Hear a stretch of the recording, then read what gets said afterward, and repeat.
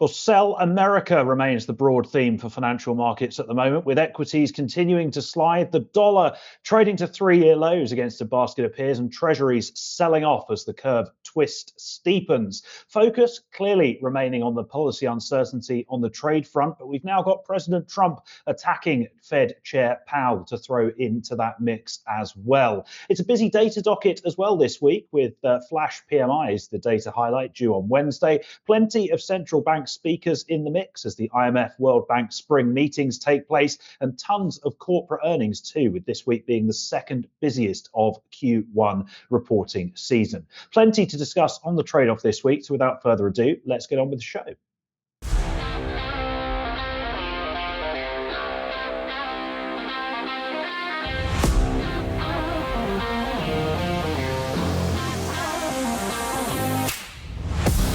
So lots going on, and as always, joining me to try and make sense of everything is my good friend Ryan Littlestone from Forex Live and Forex Analytics. Ryan, a very good afternoon to you. And amid all of the nonsense that's been going on over the last week or so since we last spoke, I suppose the most important development is Arsenal's progression to the semi-finals of the Champions League, having beaten twice the mighty Real Madrid. Let's go straight into topical Thunder 1, shall we? Sorry, I'd just like to remind you of how much you gloated about West Ham winning that pretend European trophy a few years ago, and just prepare you that it will be that times 100 if we do end up winning later on in the year. Yes, that's a very big if. So if you don't, I'm going to remind you of this show in particular. Oh, I'm sure you will. I'm sure you will. But in all seriousness, let's get straight into things, because we do have plenty to discuss this week.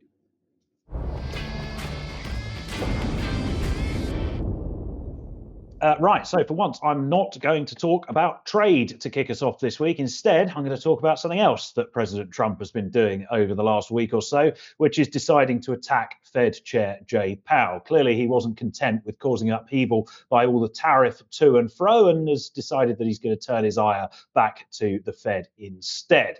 Last week, we had Trump noting that Powell is, and I quote, always late and wrong. He was also saying that Powell's termination cannot come soon enough, which was a rather sinister sounding threat, to be completely honest with you. Trump then went on saying that Powell will be out of there if he is asked to leave, and then doubled down on all of this on Monday, calling Powell a, quote, major loser, and nicknaming him Mr. Too Late. I'm sure given some time, Trump can come up with a slightly more imaginative nickname than that, but never mind. To be completely honest with you, all of this is absolutely ridiculous. I think most people who watch this show, and also the various other bits and bobs that we do, will know that I think Powell has done a pretty good job over the last 7 years. He's had a hell of a lot to deal with, obviously COVID, 40-year high inflation, engineering a soft landing last year, now potential stagflation amid a trade war. But I think the issue for Trump is that rates are not low enough for someone who is ultimately a bankrupt real estate developer.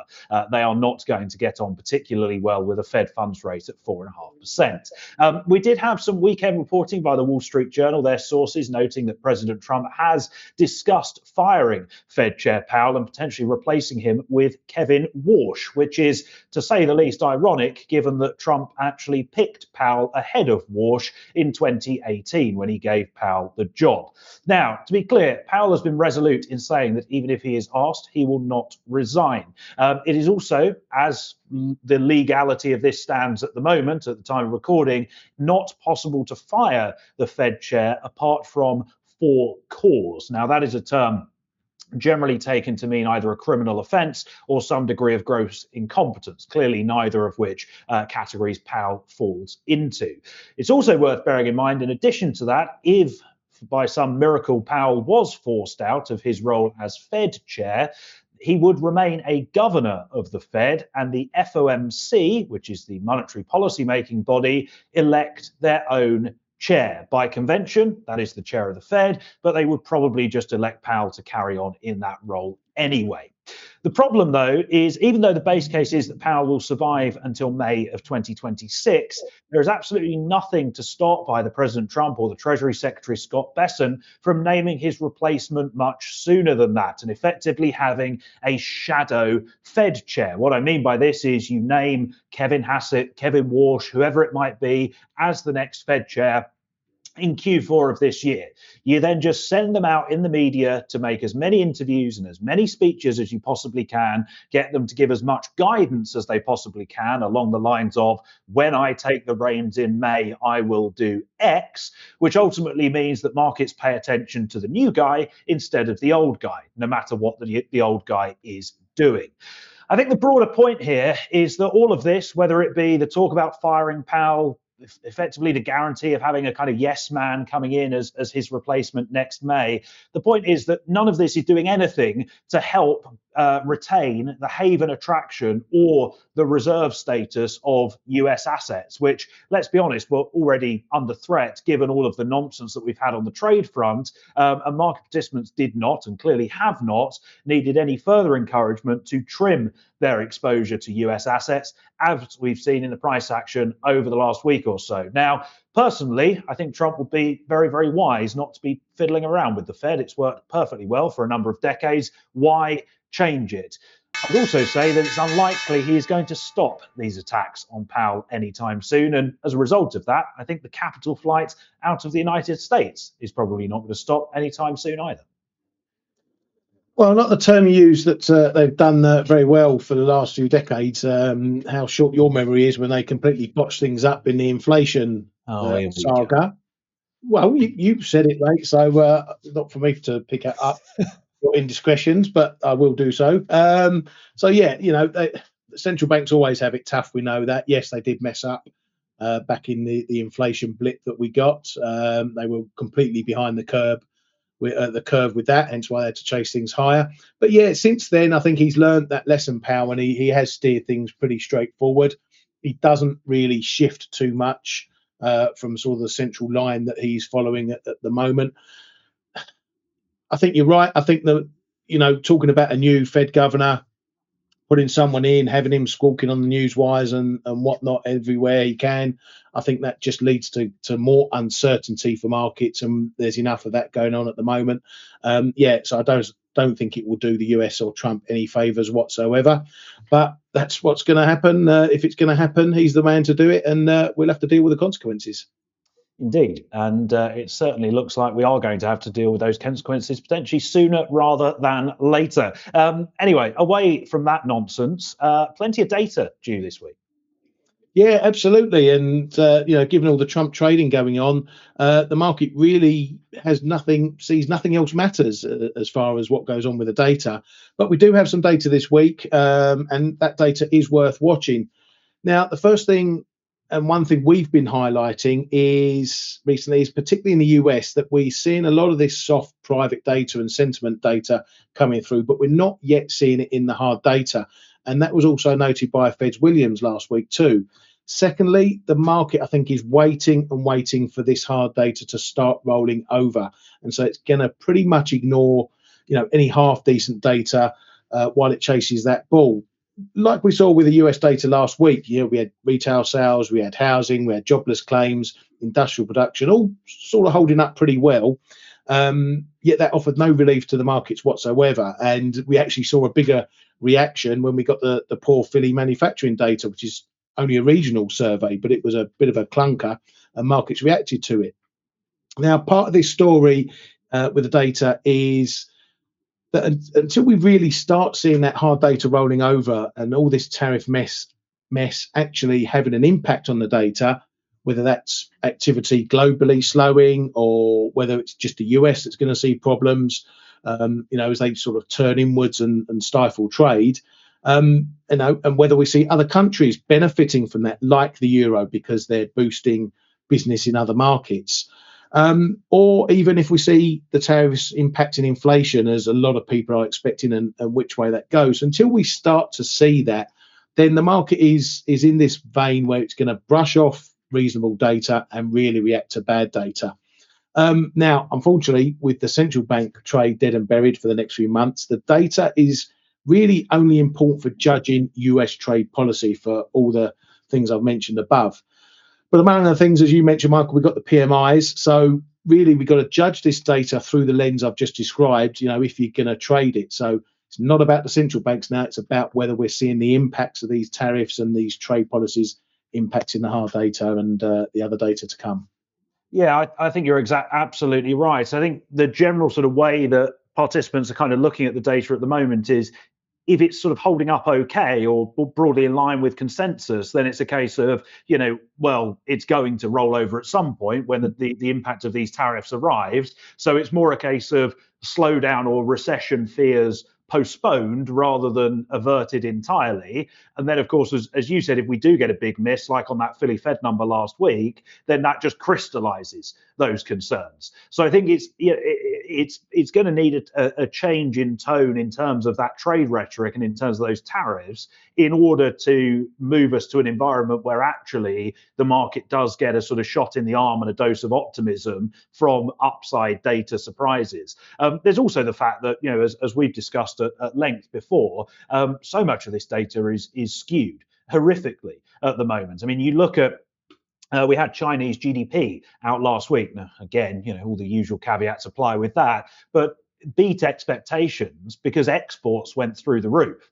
Well, why did exports go through the roof? Because everyone's trying to export from China in Q1 before the tariffs go into place at the start of Q2. So what's going to happen in the Q2 number? Well, exports are probably going to fall off a cliff and GDP will come in below expectations, or at least much, much lower than it was in the first quarter. So it's also this issue where participants are dealing not only with data that is delayed, but also data that is skewed by everyone trying to front run everyone else.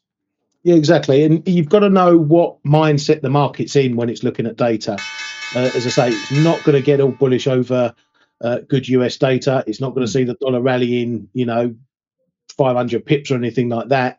The market's going to see that, get the rally and think, right, well, we still think bad data's coming around the corner, so we're going to sell that rally, and the markets go back just as quickly. And then conversely, like you say, you get a bad data point, no matter how minor it is, and the market gets hammered for it. So if you know what the market's doing with the data, you know how to trade and react to it.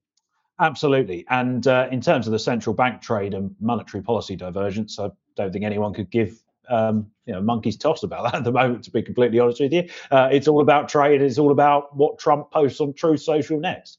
Yeah, and good job you're going to talk about the ECB next then, isn't it?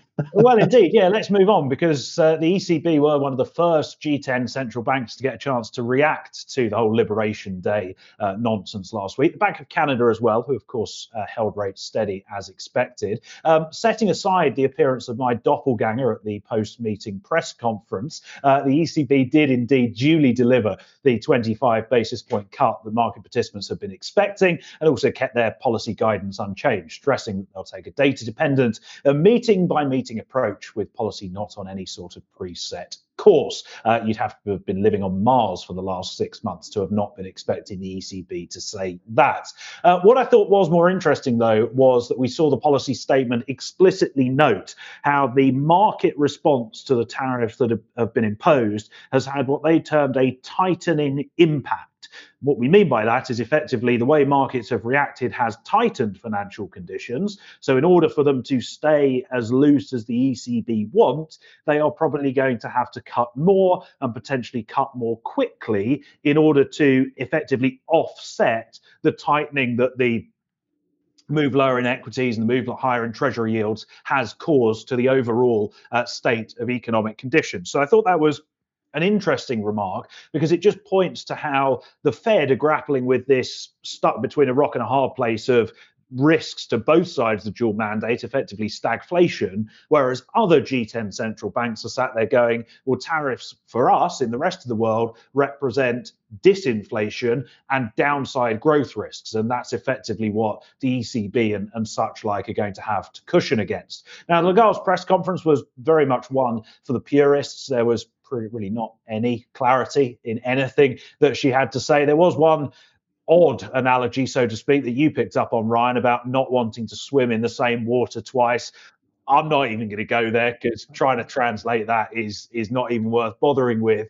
But as I just alluded to, I do think this has effectively given a bit of a blueprint for what the ECB have done, has given a blueprint for everyone else in G10 to basically go, we're going to try and cut as fast and as deep as we can in order to cushion the economy from the downside growth hit that this global trade war is going to cause. Now, of course, there will still be some degree of fallout and some degree of damage, but the job of central banks at the moment is to ensure, firstly, that inflation remains close to that 2% target, and also to cushion that downside impact as much as they possibly can. Now, this goes back to what we were saying a moment ago. Ordinarily, when you're talking about 9 G10 central banks, well, 8, set the Bank of Japan aside, 8 G10 central banks doing as much as they can to ease, and the Fed stood there on hold with risks actually very, very, very balanced in terms of what they do next. Well, ordinarily, you'd sit there and you'd look at your textbook and you go, well, the dollar's going to be going through the roof on the back of that.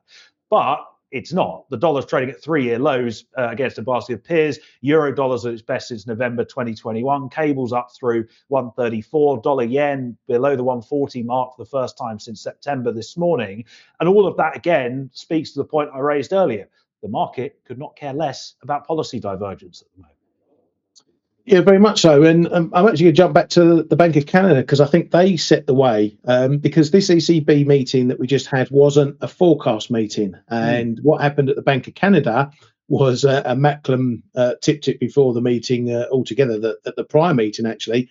He said, our forecasts aren't going to be worth the paper they're written on. And in fact, they didn't actually give any forecasts at that meeting. It was a monetary policy report meeting where you usually get updated forecasts. And basically, they threw that in the bin and said, right, well, we've got 2 potential scenarios, one where things might be not so bad and one where things might be really bad. And we don't know which one it's going to be. So we're not going to bother about anything until we find out what path we're going down. And I expect that's the way that central banks are going to go. The ECB, their next forecast meeting is June. I think the Bank of England, that's May, so that's going to be a forecast meeting. Yeah, that's going to be a forecast meeting as well. And I think they're all going to go the same way. We don't know what's coming. So we're going to perhaps give you a range of forecasts rather than a direct route, and you can get on with it, everybody. And we're none the wiser. We won't be none the wiser for another 6 months. Well, I tell you what, it's probably a pretty safe bet that no matter how many scenarios they outline, something completely different ends up happening anyway. But I do think that's a very, very good point. And actually, Lagarde leaned into that idea at the ECB. She was asked about the neutral rate. Of course, the ECB have spent months banging on about whether policy is restrictive and where neutral might be in the Eurozone. They concluded that study, I think it was February. The neutral rate is somewhere between 1.75% and 2.5%. We're about 2 months on from that study being released, and Lagarde said that it is completely and utterly meaningless. And right now, neutral does not matter at all. And actually, it's one of the few things that Lagarde has said recently that I completely agree with. Because what is the point of these sort of theoretical macroeconomic constructs and the best economic model in the world when the plans of every business, every consumer, and every investor can change literally in the blink of an eye at the moment? Yeah, absolutely. But I do think that, having an idea of the neutral rate is important, because even if they end up shooting through it on the downside, where they want to particularly or potentially get it back to if and when things settle down after that. So at least it may be a number that means nothing now, but keep it in the back of your mind as to what it may mean going forward in the future, depending on what rates have done in the meantime. No, that is a very fair point. Right, well, we've spent a long time banging on about Europe, and now we're going to spend slightly longer banging on about Europe again. Yes, we're going to talk about euro dollar. And how was your lunch? Have you had it yet? After you've got your 110? No, it's booked in for this Friday, actually, my celebratory lunch and Ryan's commiseration lunch. I assume he'll just be having a starter, having seen the menu. Where's he taking you? Is it? I can't tell you that. We'll have our legion of fans following us. All 3 of them, yeah. We'll that many? Exactly. But yeah, no, congratulations on that one. But I want to talk about the euro dollar, because we have had a big break up through the 115 level, but I'm always dubious about breaks that happen over holidays when there's low liquidity, and Easter's the perfect case for that. This has been the perfect case for euro dollar at the 115 level. Now, this was one of my really big one of my top 5 levels, and it really is massive. Now, I'm not saying everyone should just pile in and sell this level or get into shorts, because we know which way the wind is blowing right now. And it was only a few weeks ago we were trading down at 105, so 1,000 pips lower, and we've come a long way. So we know which way the trend is going. Now, last week we spoke about investor flows, and this is a reminder that when there's big structural shifts in markets, they don't happen quickly. They don't obey technicals, and they certainly can drive markets much further than people might think. However, we can still use the techs and the levels as a bit of a guide as to where those flows may stop or may at least run into some trouble. Now, all that said, you need to understand that these are not markets for messing around with 10, 20 pip stops in. Mm. When we're trading new big figures pretty much every day, you need to adjust your strategies. And we spoke about this last week as well, to account for the volatility and size of the price moves that are happening at the moment. Now, one way to do that is to trade smaller size and maybe wider in your trading price range. It doesn't mean you need to risk any more or any less than you were if you were trading less volatile markets, but you just need to factor those conditions into your trading. So back to euro dollar and looking at the chart, if we do confirm a break here at 115, there's every chance we keep pushing up. And I wouldn't rule out a move up to 120, and that's yet again another big, massive level up there. But until then, a lot of the upside levels sit around the big figures, 116, 17, 18, all the way up to 120. However, if we do fail to hold 115 over the next couple of days ahead, and if we do find it showing as resistance again, then that would indicate that at least we may be pausing in this phase, and a move back to maybe 114, maybe even 113 couldn't be dismissed. Yes, no, very good. I think your point around how these sort of moves pan out over a number of weeks, if not months, if not years, as opposed to 2 or 3 trading sessions, is a very, very important one. And also they are, I know I mock the technical analysis folk quite a lot, and I'm going to do it again, but they are not the sort of moves where, I've drawn a line on a chart, so it must stop here. If we are talking about a world that is looking to some degree at least, de-dollarize and diversify reserve asset allocations, that is the sort of flow that will just go on and on and on, and will drive prices to levels where you think it probably couldn't get to. I mean, I will happily, you joked about my lunch earlier on, I'll happily hold my hands up and say, I would not have expected the euro to be trading at 115 in mid-April, and I certainly wouldn't have expected it to be trading here for the reasons that we are trading here.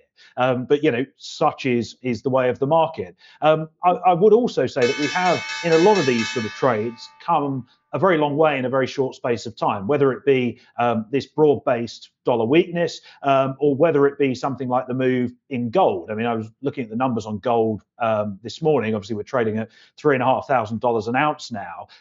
Spot gold has gained 3% or more. This is going back to the start of 2000, by the way, on just 48 trading days over that time period.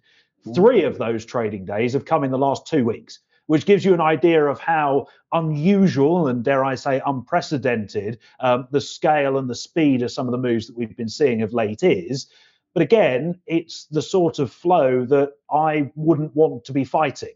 Again, the levels can give you a little bit of a steer, but I think the broad trend of financial markets at the moment is clearly one where, whether it be foreign exchange, whether it be fixed income, whether it be equity, participants want to reduce their exposure to the United States. And again, that doesn't mean to say we're not going to have days where the dollar rallies or weeks where the dollar rallies.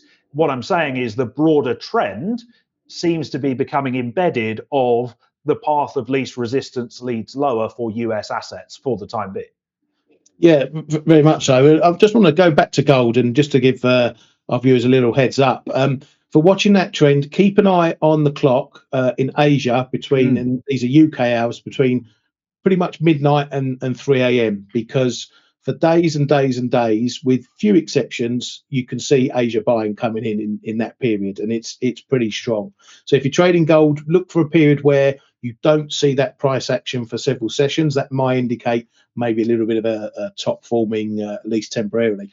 But back to euro dollar and flows, and we were discussing this today on my flow show. It's when you get these big structural shifts, okay, you get this reallocation of assets, investment firms, hedge funds, whatever, they move out of one jurisdiction into another. It takes a long time to move all that money. There's trillions and trillions to move. So you get those big flows happening, and that can take a long time. But then what happens is, moving forward, you've just shifted all your assets from one thing to another. You're now going to be telling your customers, right, if you've got money to invest, you're going to invest in these assets. So if you've got customers now continuing to invest in Europe, then that's going to keep the move going, because now all the flows are dedicated towards European assets, whereas before they were going into US assets. So you get this initial big move, then it still carries on moving because future business is also going that way as well. So it's something, it's like the tide changing the sea. Once it moves, it takes a long time before it changes back again. Yeah, that's a really good point. And just lastly, to kind of hammer home this one, it will get to a stage potentially where you're kind of sat there and no investor wants to be the last one out the door, which is then when you really start to see the momentum. And I think that's to a degree what we've probably seen over the last couple of days, where you're kind of sat there and you're going, well, every other market participant seems to be selling down their exposure to the US. So why am I the only one not doing it? And I think as time goes on, more and more portfolio managers will end up asking themselves that very question. And ultimately, you don't want to be the one that gets a tap on the shoulder when things go wrong and you're left holding a load of US exposure and everyone else has got out, because that's going to be a very difficult meeting for you to get involved with. But anyway, we could talk about that until the cows come home. We probably shouldn't, and we should get on to our plays of the day.